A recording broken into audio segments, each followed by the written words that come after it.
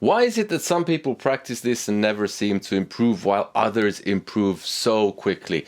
Hello and welcome to another video with me, Elmo J. Karjalainen, and it's good to have you along. Today I'm going to give you 5 tips on how to practice this instrument for maximum results. Because some people, they practice and nothing really happens. And I've seen this in elementary school, middle school and high school when I've been a music teacher. And I've seen this in the football team where I've coached now for nearly 6 years. Towards the end, I'll give you a bonus tip, which is maybe the most important one for some of you. Number 1, imagine that you set sail into the sunsets and it looks beautiful, everything is nice, and then the following day you keep going and it's still very nice. But after a week, something's wrong. It's not too nice anymore. Where are you going? You don't know. That's the problem.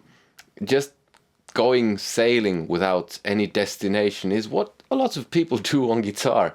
They learn something from here, they learn something from there, they learn something from there, and it just doesn't work. You need goals.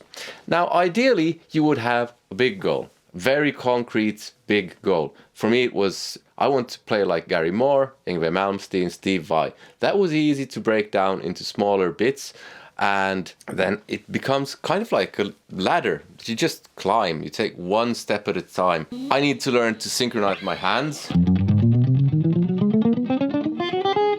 I need to learn bending. What I don't need to learn is something like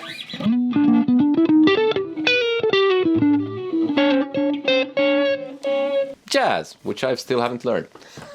I enjoy jazz, but it's not something I necessarily want to play. And the amount of students who I've had, when they've come to their first lesson and I've asked, what do you want to play? And they say, I don't know. I know that there is going to be a bit of a problem. How do you know if you don't have that big goal? How do you know what you want to play? Well, just try to think of a few songs that you like and try to learn them. Those are perfectly good goals. Try to take it a step at a time, and if at all possible, try to see if they somehow relate to each other. Try to talk to someone who plays guitar. Try to check some forums. I'm gonna have a video later on tips and tricks on what to actually play. I'm going to have a beginner course on this channel, so make sure to like and subscribe if that's what you're kind of after. But most people do have some kind of idea. Number 2, imagine a snowball that you roll in the snow. What happens to it? Well, it snowballs. But let's say you roll it around for a while and then you leave it and the sun shines and it melts a bit, and then you take, after a week, it's smaller, you roll it around a bit more, you get some more snow. You see what I mean? It snowballs. But when you leave it, it doesn't snowball, it just melts. It's the same with learning. If you try to play 3 hours on a Saturday, you won't get the benefit of the 3 hours. If you spread that 3 hours, if you just take 1 hour and spread that over 7 days, you will learn so much more than during that 3 hours on a Saturday. And there are lots of things going on here. There's the next thing that we're going to talk about. There's sleep, which reinforces what you already learned. And I mean, consistency is just absolutely key. But start small. That's what I would say, because otherwise it's really easy to get discouraged and stop. So build a habit out of practicing. I practice in the mornings after breakfast for a minimum of 15 minutes a day. I have a family, I have this YouTube channel, I coach football, I have tons of stuff going on, so sometimes I just don't have time, but I see to it that I always play at least 15 minutes a day. Often it's an hour. Start with 15 minutes. Make it a habit. After a while, you will see results, especially if you do the next one and number 4. Number 3.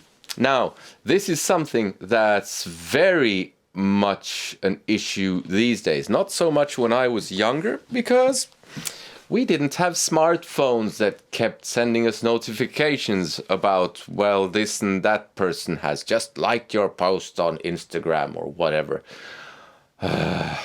Focus. You need to attend to what you're doing.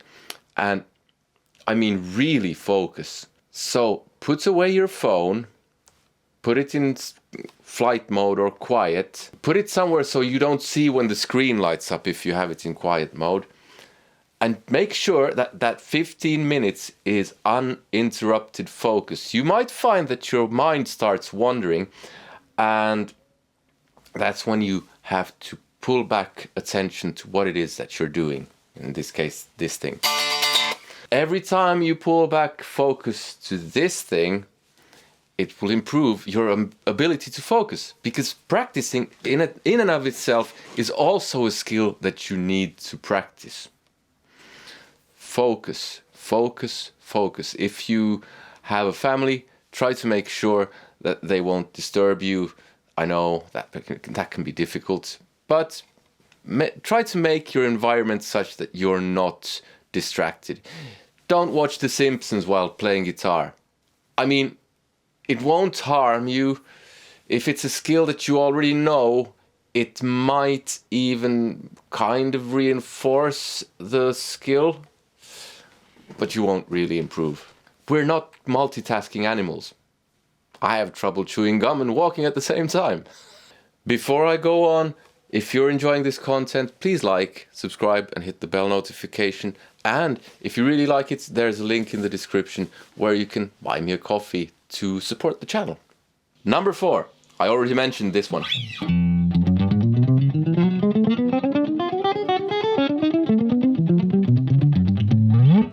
It's called measuring progress. Why is this important? Well, first of all, it gives you added motivation when you notice that you're progressing. Second, it can work as a form of error feedback. Now, what do I mean? Well, when you go to a teacher, you play something, whatever, let's say, and you're doing something that you're not even noticing, or maybe you are noticing, maybe one of the notes is rattling or something, you're getting tired really quickly or something. The teacher can then correct what it is that you're doing. But if you're learning online, you won't have that error feedback from the teacher. Now, if you're playing what I just played, one of the things you can do is use a metronome, and that way you'll get a reading for this is how fast I can play it cleanly. And then you keep going, and in a few days you might notice I've gone from 120 to 126 or something like that. And that will give you added motivation. The problem is that most of us, or most of the time, we won't be learning something that has to do with speed, because we're learning to play music. Take bends. That might be an issue. How do you measure progress with bends? Simple. You film yourself. Now, I know it can be cringe-worthy watching yourself mess up royally. Believe me, I know. Go watch some of my older videos on my main channel. Absolutely terrible. But I keep them there as a reminder to myself that we all have to start somewhere. It's actually a good reminder for you as well. We all have to fail. If you never fail, you're not really learning. You're just repeating what you already know. And when you watch yourself bend, you might notice that you're doing this instead of what your favorite guitar player is doing. This. What's the difference there? Here I was bending with my fingers, and here I'm using my thumb to anchor here and actually using more wrist motion, so I get more power, more control. And then you notice after a month when you've been practicing your bends, hey, they actually sound much better. And when you listen to yourself, look at yourself, I actually recommend sometimes just recording yourself so you don't watch what you're doing. That also develops your ear, which is a good thing. Number 5, One of the biggest problems, and I've been guilty of this as well, that many people have, is that they just sit around noodling. Noodling is basically where you just play something without really having any kind of purpose behind what you're playing and just doing whatever. And this, you can avoid this if you have goals and if you measure your progress and if you focus. But the thing is to always play at your boundary or learn new things. So let's say you're doing this again. And so on. The only way to push your boundary effectively is to play on both sides of the boundary. So let's say that your boundary is 120. That's where your kind of technique starts to fall apart a bit. You can just barely do it. 126? No, you can't do that. 116? It's a bit better. 112? Really good. So you go, let's say you start your practice session with that. You play 112, 116, 120. You're struggling a bit. 126, can't do it. Take it back to 116, and then you keep going on both sides of 120. That's how it works. Every time you mess up, you go back 2 steps or 3 steps. I've noticed that I have to sometimes go back 4 or 5 steps because everything just falls apart. But that's the way it goes. And that's the way you push the boundary. Now, with bends, it's a bit more difficult, but there it helps to record yourself and film yourself. You don't have to do it every single day. That's not the point.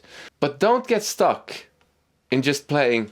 Let's say you've just learned power chords and you've been practicing them with this song.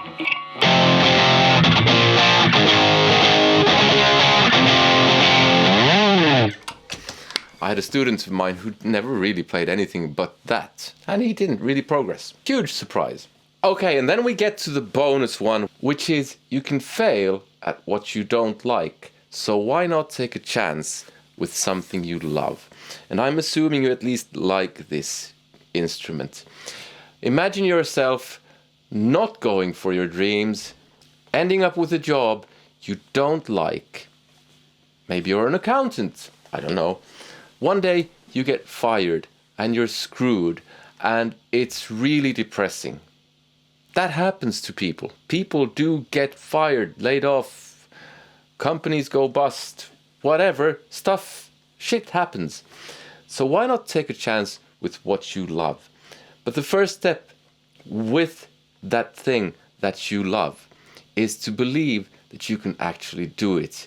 There is no inherent reason why you shouldn't be able to learn to play guitar, as long as you have everything kind of working. Some people say I have such short fingers. So did Danny Gatton. He was brilliant. I can't play like Danny Gatton. It all just boils down to excuses, to people bringing up excuses why not to even try. You don't know until you try. You will never know until you try. And maybe it won't work out. Maybe you will not become the big guitar player that you dreamed you would. But you might still have loads of enjoyment, hours of enjoyment from this instrument. You might learn how to practice, which is a skill that you can use in any other part of life. And you might become an accountant, and you might get laid off, sacked, and you might be without a job.